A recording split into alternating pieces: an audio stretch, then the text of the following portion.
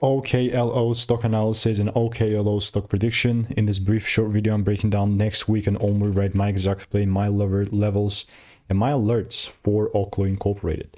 Especially now, I mean, since I've done 42,000 videos, I've seen what's actually printing me money and what's not. Currently, the only thing that I would pretty much care about is if there is a double break. So meaning that, yes, I've done so many previous receipts with Oklo. Like you can see 10 results pop up in the trade alert section. So unless I see this confirmation taking place, then bro, I'm not going to be buying. And people are going to come here left and right trying to, you know, reinvent the wheel. If this does not happen for me, not buying whatsoever.